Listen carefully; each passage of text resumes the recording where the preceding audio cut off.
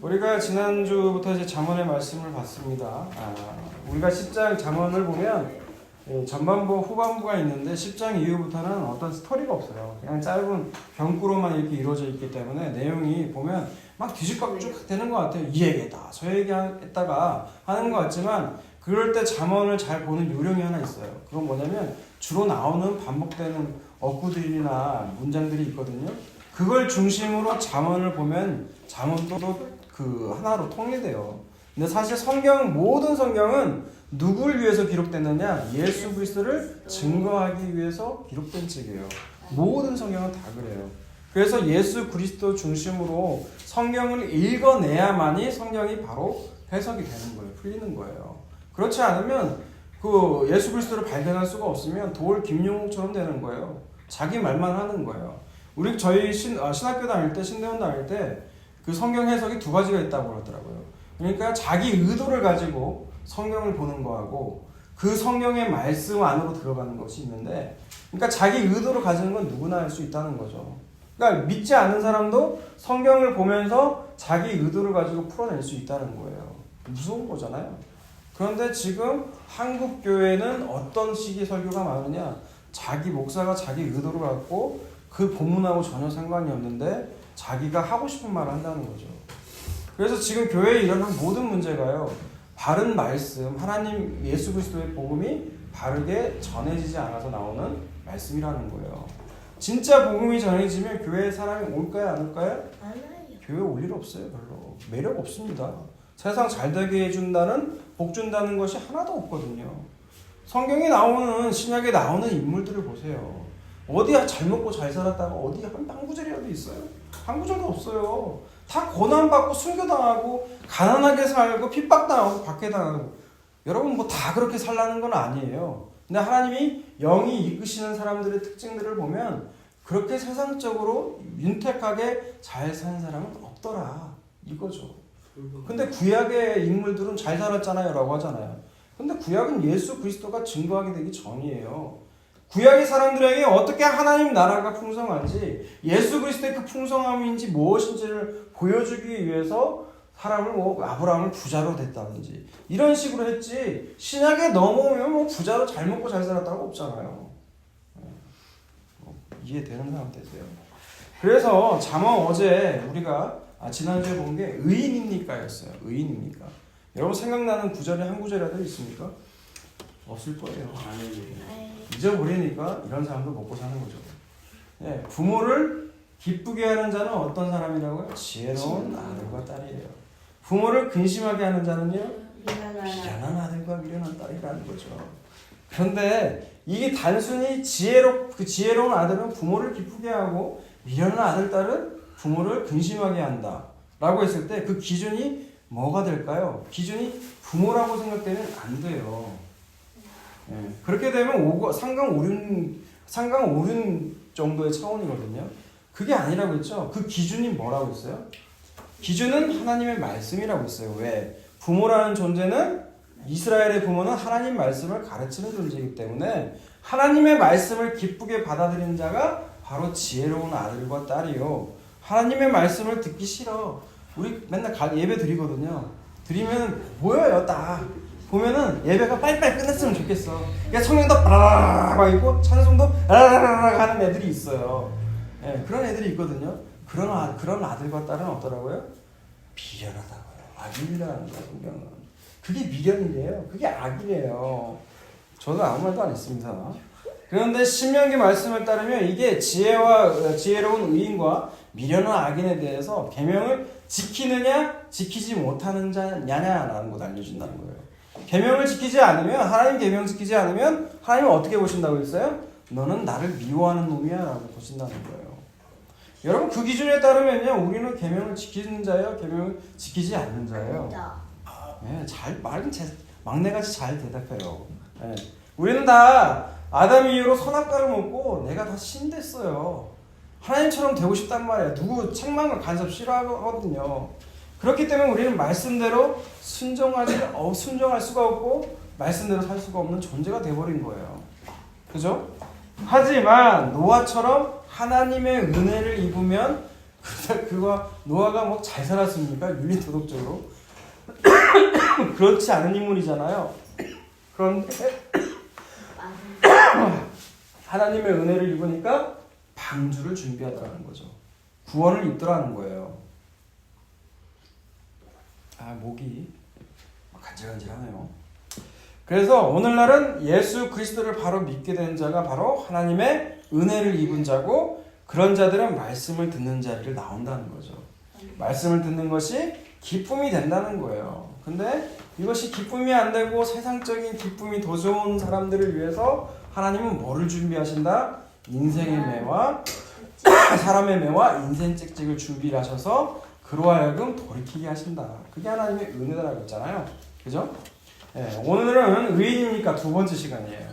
두 번째 시간인데 본문은 13장입니다. 먼저 우리 1절을 한번 읽어볼까요? 시작. 지혜로운 아들은 아비의 훈계를 들으나 거만한 자는 꾸지람을 지켜 듣지 않으니라. 지난주에 본 말씀이나 거의 대동소이합니다.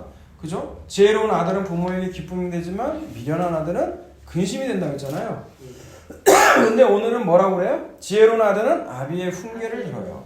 미련한 아들은 거만해서 꾸지람을 즐겨 듣지 않나요? 싫어한다는 거죠. 여러분은 어떠세요? 여러분 잔소리 좋아합니까? 네, 바로 대답이 나와서 좋네요. 책망하고 훈계받는 거 안 좋아해요, 우리는. 그죠? 그래서 우리는 다 교만한 사람들이라는 거예요. 그런데 이 구절도 우리가 지난주 본 10장 1절처럼 부모는 하나님의 말씀을 가르치는 자이기에 하나님의 말씀을 듣기 싫어하는 게 미련이고 거만한 아들이라는 거예요.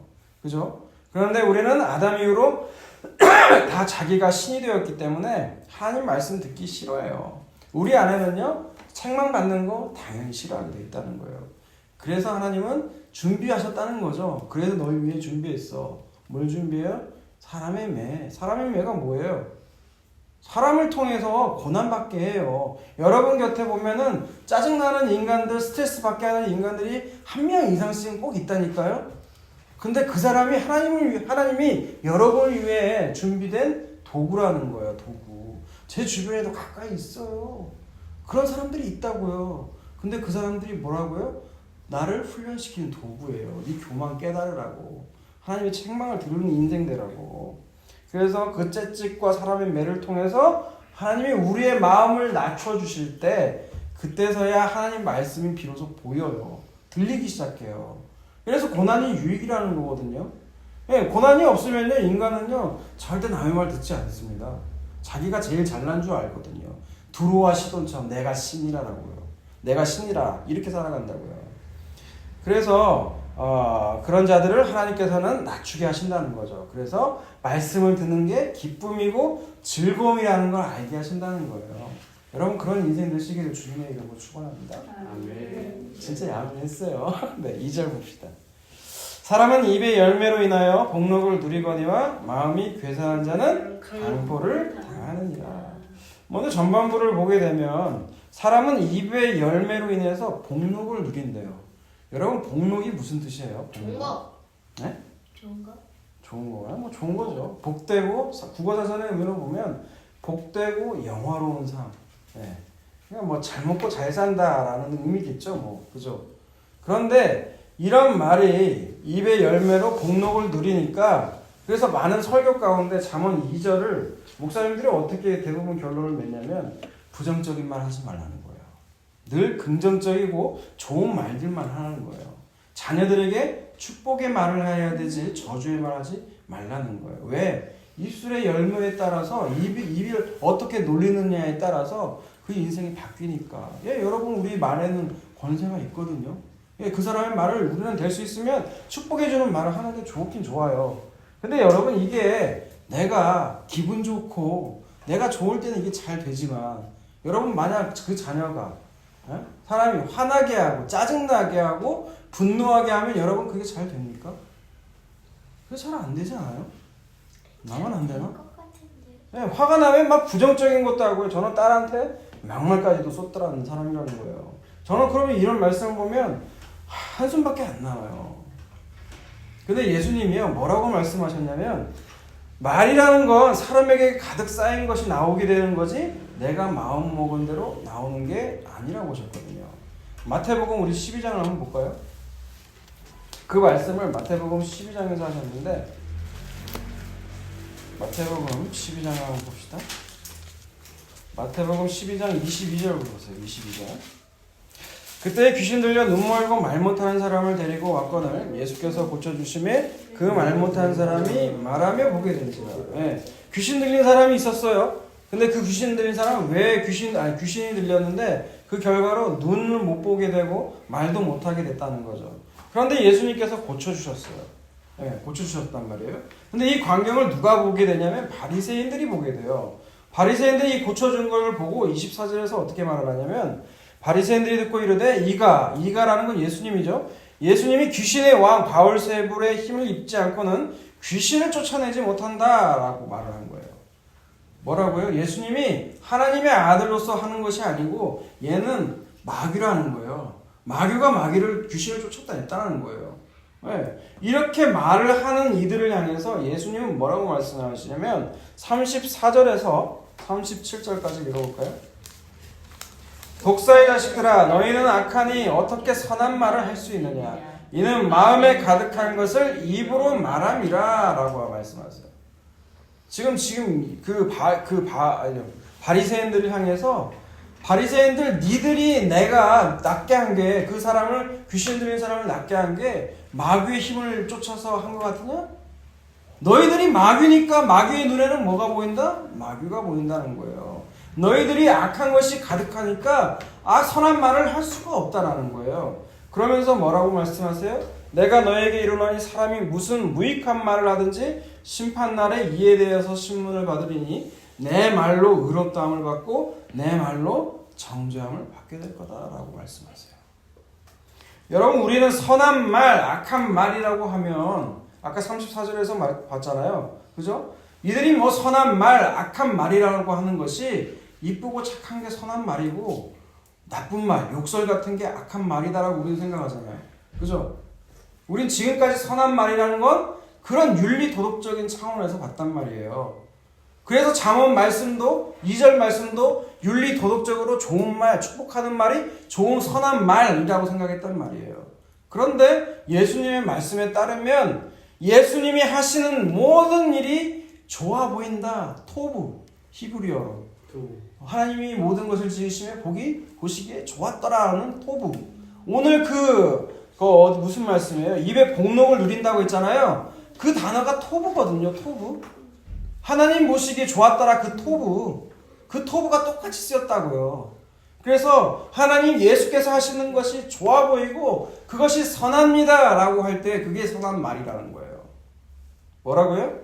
예수님께서 하시는 것이 좋아 보이고 그리고 그것이 선한 것이라고 하는 사람은 선한 말을 내뱉는다는 거예요.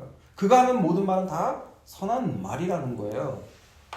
그리고 예수님께서 하는 것이 바리새인들처럼 반대하고 악한 것으로 보이는 것이 나오는 말이 다 악한 말이라는 거예요. 그러니 여러분 전혀 다르죠. 전혀 다른 뜻이 되죠. 그래서 우리가 내뱉는 말이 윤리도덕적으로 남을 저주하는 것 같아 보여도 그것이 그 안에 예수 그리스도의 생명이 있어서 하는 말들이면 무슨 말이라고요? 선한 말이라고요. 그래서 저는 종종 그런 말을 해요. 당신 그렇게 믿다가 지옥 갑니다. 여러분 이게 저주의 말 같잖아요. 근데 정말 그 사람 지옥 가라고 싶어서 그런 말을 할까요? 아니에요. 회개하고 예수 믿으라고. 그런 차원에서 나오는 거거든요. 그러니까 선한 말과 악한 말은 윤리도덕적으로 봐서는 안 된다는 거예요. 다시 본문 와서 3절을 봅시다. 3절. 여러분 읽을까요? 시작. 입을 지키는 자는 자기의 생명을 보전하나 입술을 크게 벌리는 자에게는 멸망이 오느니라. 네. 3절을 보면 너무 많이 찔리더라고요. 뭐냐? 입을 지킨다는 거는 입을 조심해서 말을 할 때 조심조심해서 하는 거예요. 생각을 하고 말을 하라는 거죠. 그런 사람들은 생명을 보전하지만 입술을 함부로 벌리면 뭐가 온다고요? 멸망이 온다는 거예요. 여러분 이 말씀대로 우리에게 적용을 해보자는 거죠. 저는 적용하니까 저는 멸망당해도 할 말이 없는 인간이더라는 거예요. 그런데 하나님은 어떤 분이시냐? 이사야서 55장 6절과 7절을 볼까요? 이사야서 55장 6절과 7절을 보세요. 두고 보겠어요. 너희는 여호와를 만날 때에 찾으라. 가까이 계실 때에 그를 부르라. 악인은 그의 길을, 불의한 자는 그의 생각을 버리고 여호와께로 돌아오라. 그리하면 그가 긍휼히 여기시리라. 우리 하나님께로 돌아오라. 그가 너그럽게 용서하시리라. 아멘. 네, 하나님 말씀하시는 거예요. 너 그렇게 그 입을 함부로 놀리고 말 함부로 하고 너는 멸망당해도 싸지만 너 그거 알면 돌아오라는 거예요. 돌아오라. 내가 돌아오게 되면 어떻게 된다? 하나님께서 고치신다는 거예요. 고치신다. 8절 보세요. 이는 내 생각이 너희 생각과 다르며 내 길은 너희 길과 다름이니라. 여호와의 말씀이니라. 8절이 왜 등장하겠습니까? 그래도 어떻게 내가 돌아가겠냐는 거죠. 내가 고쳐질 수 있을까? 이런 내 반복적이고 습관적인 내 죄악이 끊어질 수 있을까? 여러분 우리는 생각하거든요. 왜? 내가 한다고 생각을 하니까. 될 수 있을까 하지만 야, 네 생각, 하나님의 생각은 니들 사람이 하는 거와 다르다는 거예요. 나는 할 수 없을 때 하나님은 하실 수 있다는 거예요. 그러니 여러분 마음 가운데 이건 안 될 거야. 이건 될 수가 없을 거야. 뭐 욕망을 이루는 그런 거 말고요. 그런 것이 있거든. 여러분 하나님께 돌아오십시오. 하나님께 돌아오면 하나님이 책임져 주세요. 예, 다시 본문 4절로 볼까요? 4절? 다시 본문 13장 4절 보면 게으른 자는 마음으로 원하여도 얻지 못하나 부지런한 자의 마음은 풍족함을 얻느니라 라고 말씀하세요. 여러분 이것이 그러니까 근면성실하게 살아라 이런 구절들이 좀 많이 오잖아요. 잠언을 보면 그 게으름과 부지런함은 육체적인 근면성실함도 있어요. 여러분 부지런히 일을 하셔야죠. 예, 모든 일을 죽게 하듯 하라고 했잖아요. 예, 열심히 일을 하셔야죠. 근데 잠언에 나오는 게으름과 부지런함은 영적으로 보셔야 된다는 거예요. 영적으로. 여기서 표현한 마음으로 원한다는 단어가요. 히브리어로 네페쉬라는 거거든요. 네페쉬. 많이 들어봤을 거예요. 히브리어. 네페쉬. 네페쉬라는 것이 인간의 전체적인 전 인격을 가리키는 단어예요. 그러니까 이 단어가 뜻하는 단어가 뭐 어떤 뜻이냐면 갈망하는 존재라는 거예요. 인간은. 네페쉬. 이게 헬라어하고 히브리어가요. 인간을 가리킬 때 단어가 달라요. 헬라어는 이원으로 되어 있거든요. 육과 영이 분리되어 있는 것처럼 말을 하는데 히브리어, 이스라엘의 사고방식은 하나로 되어 있다는 거예요. 하나로. 그래서 육체가 힘들면 그 영혼도 힘들다는 거예요. 그게 이스라엘의 생각이거든요. 근데 인간은 네페시라고 할 때는 뭔 존재다? 갈망하는 존재라는 거예요. 무언가를 항상 끊임없이 원하는 디자이어하는 존재라는 거예요. 그렇잖아요. 큰 아들 같은 경우에는 늘 쇼핑 봐요. 네, 볼 때마다 막 사고 싶어요. 그 갈망이 있는 거예요. 그렇죠? 그 갈망하는 존재라는 거예요. 그런데 우리는 뭘 갈망하느냐? 하나님의 생명이 아니라 썩는 거에만 관심이 있는 그런 갈망하는 존재다라는 거예요. 그것이 바로 오늘 단어에 나온 그게 게으른 자라는 거예요. 게으른 자. 게으르다는 것이 뭐라고요? 게으르다는 것이 생명 아닌 거에 갈망하는 존재, 갈망하는 거, 그것이 바로 게으르다는 거예요. 육체적인 일이 아니라 영적인 일에 게으른 자는 늘 그런 거에 생명을 얻는데 게으른 존재라는 거예요. 하지만 하나님의 은혜를 입은 사람들은 생명을 갈망하게 돼 있다는 거죠. 그런 사람들이 바로 부지런한 자요. 그래서 마음의 풍족함을 얻게 된다는 거예요. 네. 그 다음 오늘 본문 다시 5절과 6절 넘어가서 5절과 6절 읽습니다. 시작. 의인은 거짓말을 미워하나 악인은 행위가 흉악하여 부끄러운 데에 이릅니다.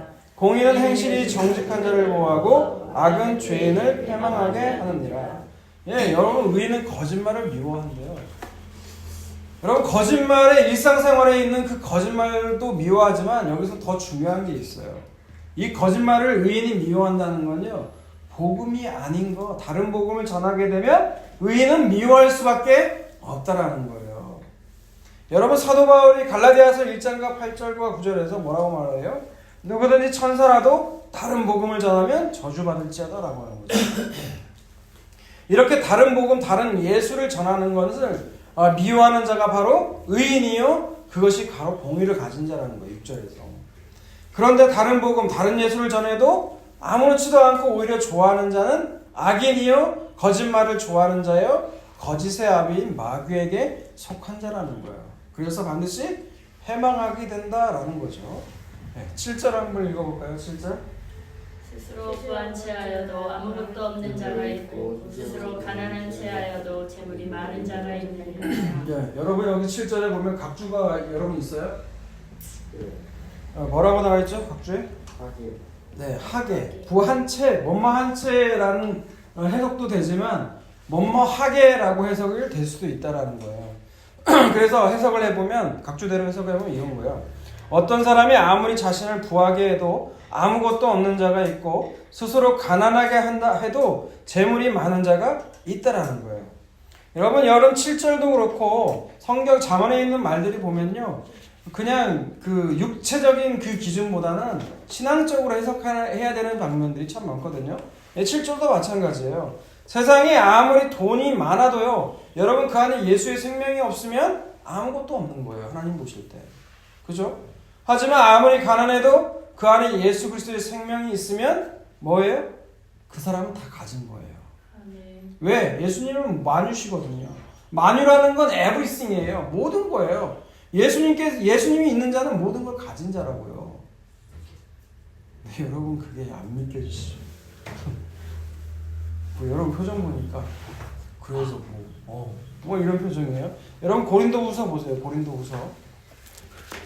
사도 바울이 이 잠언의 말씀을 풀어서 자기가 설명을 한 게 고린도후서거든요. 고린도후서 6장을 보세요. 3절부터 봅니다.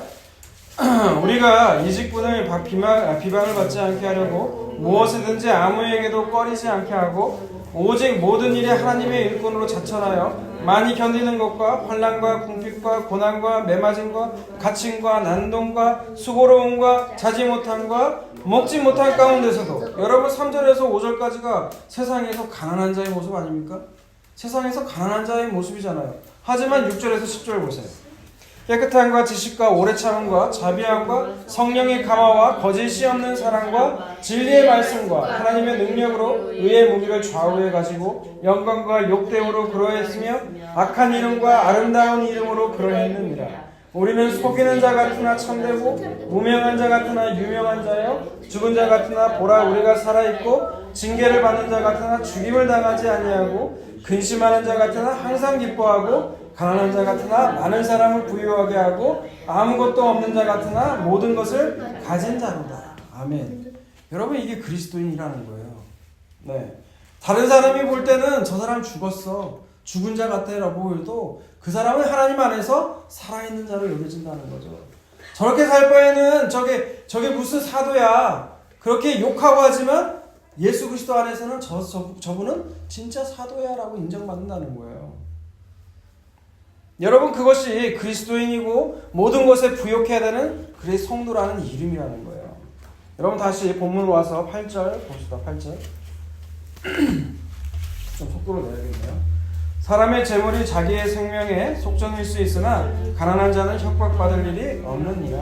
네. 8절 전반부를 보면 사람이 재물이 자기의 생명의 속전일 수가 있대요. 물론 그럴 수가 있죠. 치명적인 사고가 났는데 돈이 없어. 그죠? 돈이 없어가지고 그 병원에서 못 받아줘. 그럼 그 사람은 어떻게 해야 돼요?